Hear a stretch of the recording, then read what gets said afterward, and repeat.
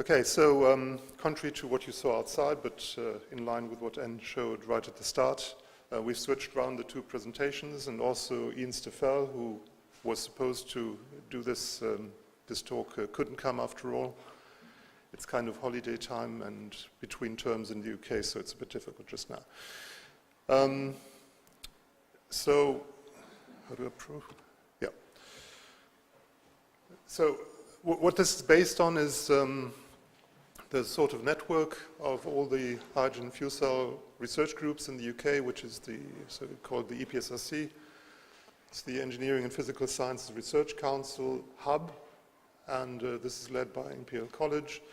And within this hub, which is partly research money and paid work, we wrote and issued these 4 white papers, which are essentially something like policy and strategy advice to the government. Not too sure how much the government listens, because the government we have just now doesn't listen to anything, and I'm not sure they can do anything or they're capable of doing anything. But then I did hear that there is some interest in, well, there's more interest in hydrogen, so maybe they did listen. We launched all this in March,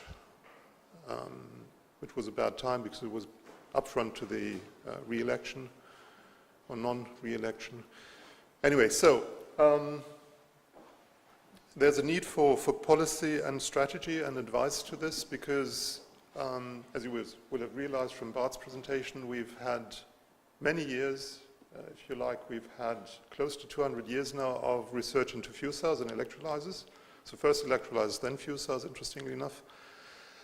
And we're still not there. So steam engines are a little older, maybe half a century, and the dilemma we face is we might have the better technology, so as Ben White was stating 130 years ago, which is a bit depressing, there won't be any Siemens generators anymore, and then where are we now? So essentially we're facing a phalanx of very powerful companies who don't want us. So there's lots of oil companies, all their assets are in oil wells, they're not in hydrogen. There's lots of car companies, engine companies, all their assets are in engines, they're not in fuel cells. So it's no small wonder that there's no really big political push for all these technologies. On the other hand, we know exactly from the point of view of climate change, of whatever, urban air quality, you just name it, there's nothing that speaks against this technology, and there's a lot that speaks against the technologies we have up to now. So it's a rather strange situation. We come in with a new technology. Of course, it's more expensive, and I'll be talking about that a bit later. There's massive advantages, and still politics are not taking this over, and politics are not really substantially pushing this. It's slightly different at EU level because we've had about a decade of support. So starting with Commissioner Prodi, who really had some interest in this. But it's not always, doesn't always reflect in the national governments. Right, so just very few words on hydrogen and fuel cells. I'm not sure everybody's an expert here. Hydrogen is one of the most abundant elements in the universe. I think most of the universe consists of hydrogen, so it's no problem getting it. We can produce it from water. There's also other ways of producing it I'll introduce in the other talk. If you burn it or if you convert it, the only product is water. So it's essentially a zero emission fuel of heat, always on the condition that it was produced from energy sources which also don't cause emissions. So if you produce hydrogen from coal, of course you have all the CO2 emissions from the conversion. If you burn the hydrogen or if you use the hydrogen on site, you won't have emissions. So you always have to keep the full picture. If you do burn hydrogen in a combustion engine or gas turbine, you will be creating NOx. So it's not the zero emission anymore. It's zero emission if you put it through an electrochemical process, not if you put it through a combustion. The reason for that is just the temperature of combustion. So if you go above 1,100 degrees centigrade, you'll have NOx. It's just physical law of physics and chemistry. Hydrogen is safer than petrol. So it's a different sort of safety, but if you spill petrol, you get a cloud of petrol fume. This is the most explosive you can get. It won't happen with hydrogen. It can replace any sort of gaseous fuel, including transport fuels, so you could convert vehicles to natural gas, and you could run these on hydrogen theoretically too, if you electrified them.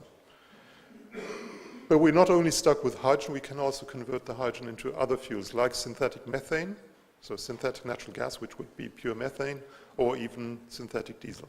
It's all possible. So hydrogen could not just be an energy carrier, it's also a means to getting other places. Just a very brief look at a fuel cell.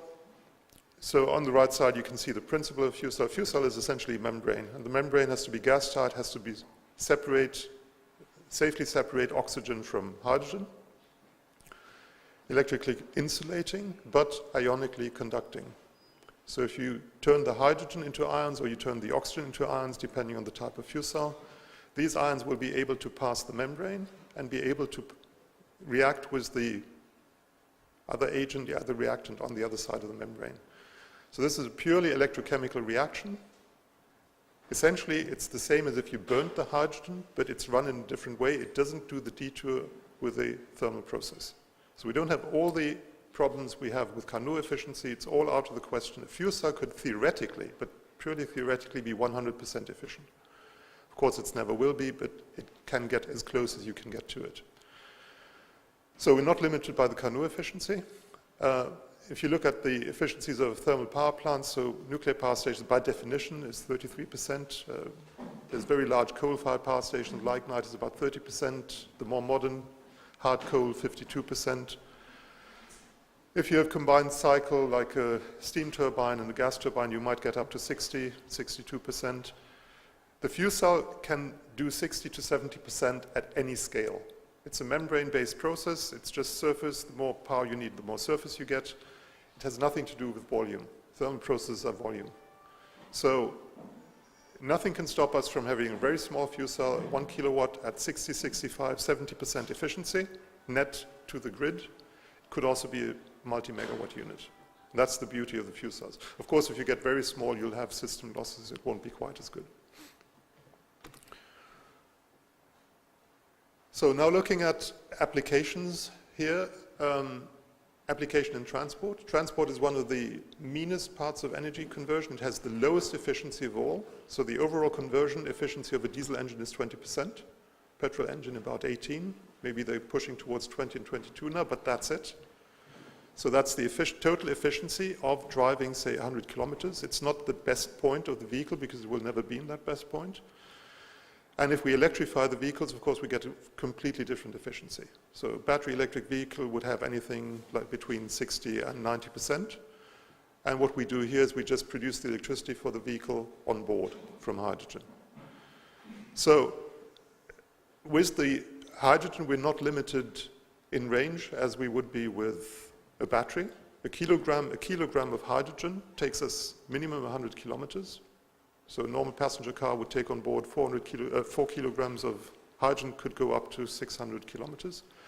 So it's a very similar range and very similar handling to what we have to do. And the filling of the vehicle is the same, it's 3 minutes. Which maybe is not a good thing. So essentially you just continue using cars as you would do them today, and you would wish that it would progress in a different way, but it's a way of replacing conventional vehicles and introducing local zero emission replacing by local zero-emission drivetrains. And there's been a study by the industry group in the joint undertaking, so Hydrogen Europe, about 5 years back, 6 years back, which sort of scoped out what will hydrogen vehicles ever be cost competitive, and they did find that if you introduce the coming Euro norms like Euro 7, 8, price of internal combustion engines will go up. Hybrid vehicles, battery vehicles will come down, hydrogen vehicles will come down, they will be about parity. And owning the vehicle and running it will be about the same price. So even today, if you take hydrogen, where you can get it, essentially any hydrogen filling station, 10 euros per kilogram, it's about the same price as diesel if you run the vehicle. Of course, the vehicle price is different. So, and we have all these vehicles, so the Mirai, we have the Hyundai passenger vehicles, there'll be more to come. For the type of vehicle, they're not excessively expensive, but they're still expensive, and we have a number of not exactly specialty vehicles, so the forklift truck to the right, very interesting because forklift trucks are often used indoors, so in stores. If you have food stored in stores, you're not allowed to drive with any diesel engine. You have to drive with a battery vehicle. And battery vehicle is the first thing you want to get rid of, because it runs around 8 hours on a shift. If you have 3 shifts, you need at least 2 of these forklift trucks, so it's a large investment. The charging station has to be hydrogen-proof because you release some hydrogen from the batteries when you charge them. If you charge overnight, the grid fails, you have no transport in the morning, you lose a lot of money. So the fuel cell vehicle would be the exact ideal replacement for this, which can also run indoors. Trains was explained already, buses was explained already. This is real markets coming up. And here we have a sort of market pull. So Heinrich Klingenberg in Hamburg put together a list of 1,000 buses which could be instantly ordered across Europe if the price was adequate, but if you ordered 1,000, I mean, you would get a proper price, and went around trying to find a manufacturer who would be prepared to deliver these 1,000. And Daimler just said, no, not us. And he's been running around with this list for, I think, the last nearly 10 years or so. And now we're gradually getting there, as Bart was showing. So the market pull is there. It's just the manufacturers have been very reluctant. And that is a chance for, like, the Polish manufacturer of buses of stepping into this gap. Now, heating and electricity. Here's a bit of a problem. So what you see as a blue line there is the UK electricity demand. That's across 3 years. The black steps there is transport energy, and the wavy line on top is heat, is gas. So you can see we're very preoccupied with electricity and renewable electricity, but that's not really our problem. We should be looking at heat, and we should also be looking at transport fuels. Transport fuels just as important, even more important, because we get all the pollution in urban context is transport. And as I said, the efficiency is extremely low. 85% of the transport fuels are imported. So if we have a problem, it's transport. And it's the only sector which is still growing. Everything's actually going down. Efficiency in industry is increasing. Efficiency in households is increasing. Transport is just not increasing in efficiency because engines are getting bigger, cars are getting bigger. Everybody wants an SUV. I never understood why, but okay. And it's more and more mileage. It's more kilometers driven. So this is the only sector worldwide that is still growing. And heat is about a factor of 3 higher. And nobody's really looking at this. And the UK government has now woken up a little, and they're looking at decarbonizing heat. Maybe understandable because the building quality is so bad, you have to look at the heating system. Every other country in Europe is looking at improving the quality of the housing. In UK, that is a very touchy subject. So, so if we use hydrogen in fuel cells, of course, we can decarbonize heat. We could use hydrogen in a stationary fuel cell to produce heat and electricity. I'm not too fond of that. I don't think it's the most intelligent way of doing this. But we could also use natural gas or synthetic natural gas methane and essentially have zero carbon heating systems. You could also talk about district heating, things like that. It's not exactly the most favored in the UK because they have this very individual set of mind. But you get something like a transitional technology. You could work on the natural gas grid as it is now, and you can convert the natural gas grid, as I'll be showing you a bit later. And so you might use hydrogen as such, but you might also use hydrogen in the form of synthetic natural gas. Then you don't have to change the network, you don't have to change the appliances. You get higher efficiency at end of use. You spend a little more energy up front, and it's more versatile. You can also use hydrogen just for electricity generation or some sort of hybrid, because the fuel cell will always be producing electricity and heat. So electricity being the prime product, but of course, as any other thermodynamical process, there will be losses in the form of heat. So you have this combined heat and power, or you just have power as such, which is shown on the left. So there's lots of appliances nowadays. You have lots of internet-connected things, lots of data.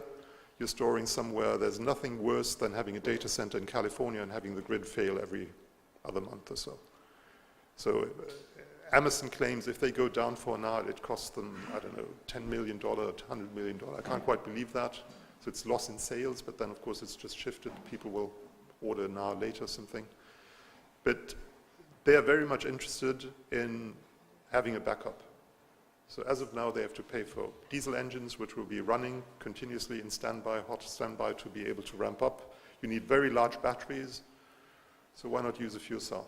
And Bloom Energies has been able to make, to some extent, a business out of selling, or at least leasing. I think they only sell the energy nowadays. Very large combined units. So one unit is 100 kilowatts or 200 kilowatts, and they place something like 10 or 20 units. And then they have a multi-megawatt backup.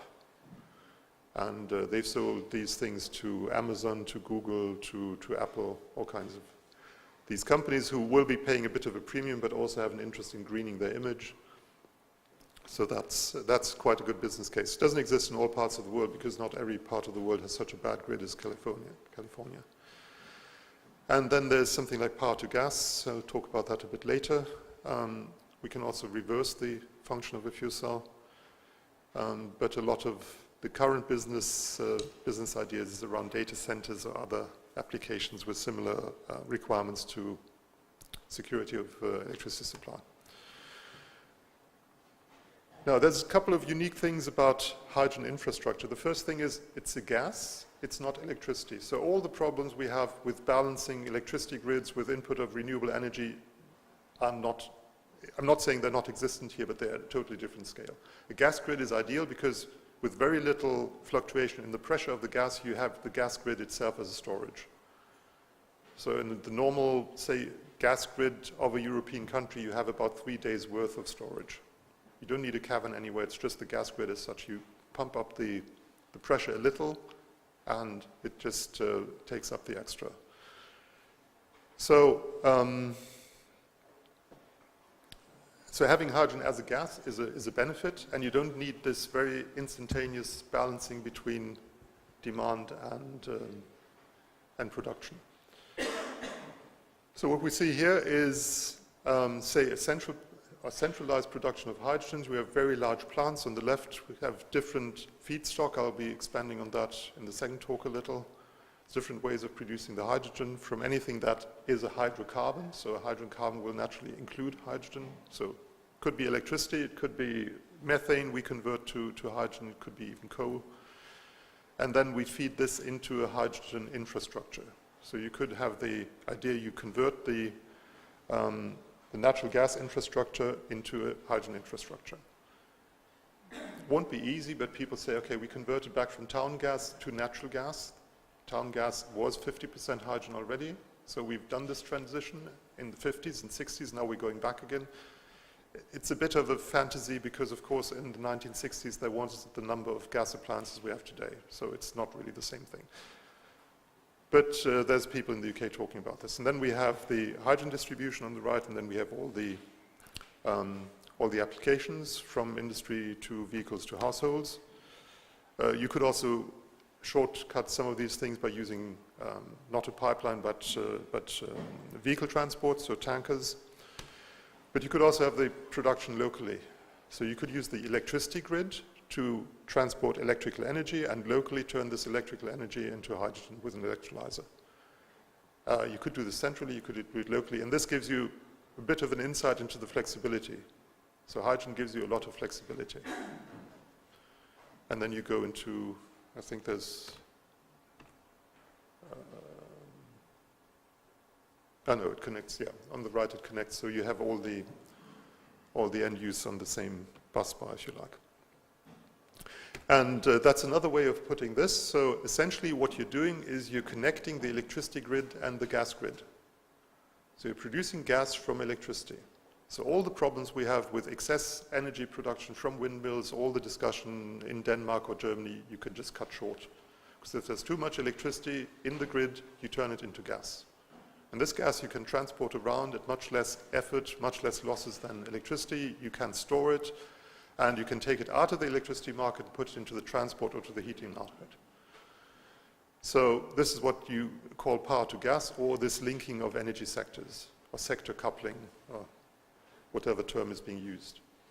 And in the end, you could turn the hydrogen back into electricity if you wanted. It's not a very great total turnaround efficiency. It's something like 35%, so it's similar to what you have in compressed air storage today. If you improve the efficiency, you could also go up to maybe 60, 70% in total, with a couple of tricks. But the main message here is you can combine the different markets of energy, and it gives you a tremendous flexibility. So if there's too much in one sector and a demand in the other, you can just shift. But I'll come back to that a bit later. Now, of course, there's a cost premium. This is sort of simulation results from University College London. Don't quite believe them, because this is it's a Markov model or times model. Essentially, I just say output equals input. So whatever you put in assumptions, you get as a result. They present this as hydrogen is not more expensive than anything else.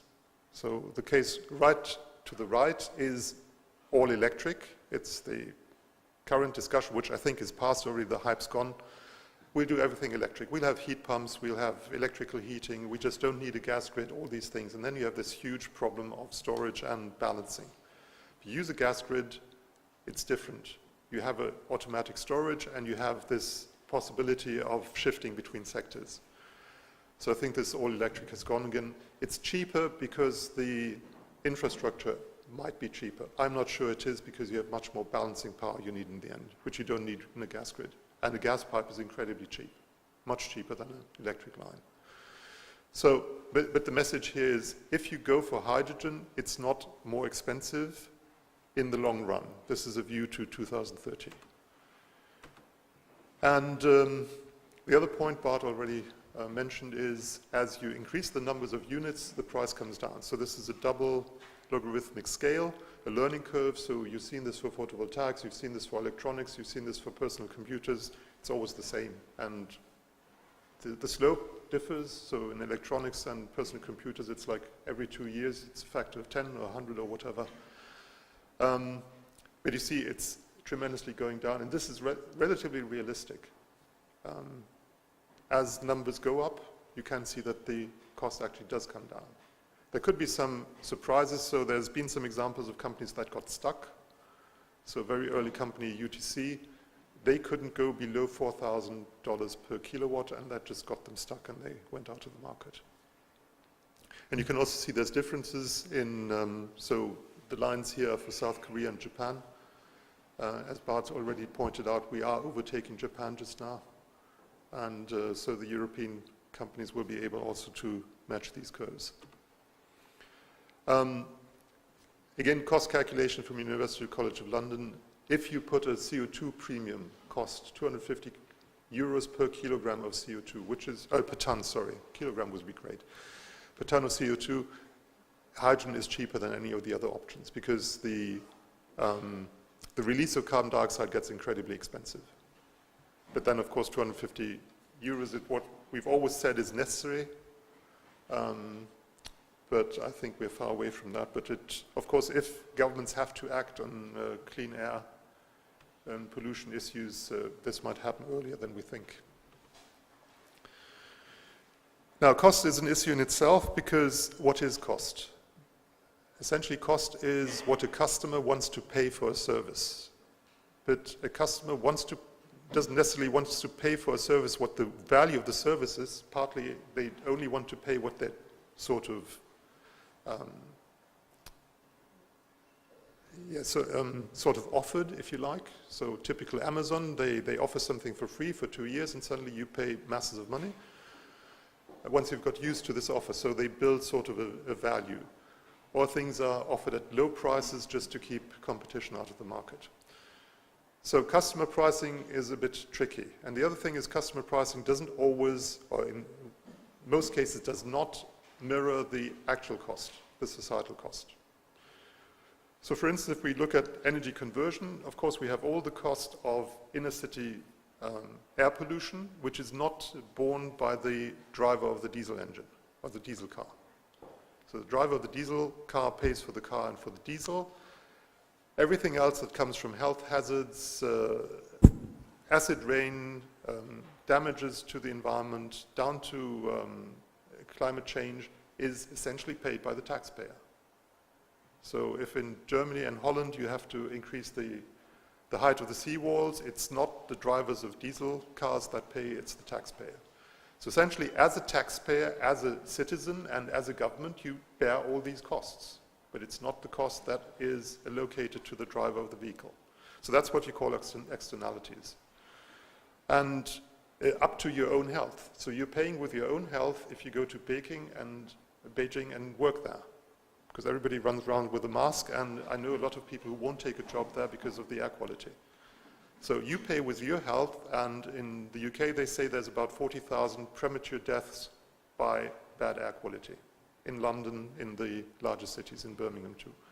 So we all pay this, and it's not charged to the drivers. It's not charged to the people who run heatings and so on. And if you look at the figures, and they exist, and they've existed for a long time, so these calculations go back to 1985. They were the basis for the feed-in tariff for wind energy in Germany. So the people who fed in the wind energy got exactly this premium, which was at the time 9 cents. It changed later for photovoltaics. So if you look at transport, and this is 10 years ago, so the diesel price at that time was 85 cents or something, and it's much higher. It was double of that. So that's 7.5 euros per 100 kilometers driven with an A-class Mercedes. And at the time we looked at a very large hydrogen system, wind energy was about 15. In the meantime, the diesel price went up, the electrolyzer price came down, so that was 2 by 1. And then you add the external costs, and then you draw about even. So the external cost for 100 kilometers of diesel-driven vehicle is about 8 euros, plus another 5 for building roads, for hospitals, for policing, all that. That's all extra. This is just the cost of the diesel itself and all its emissions.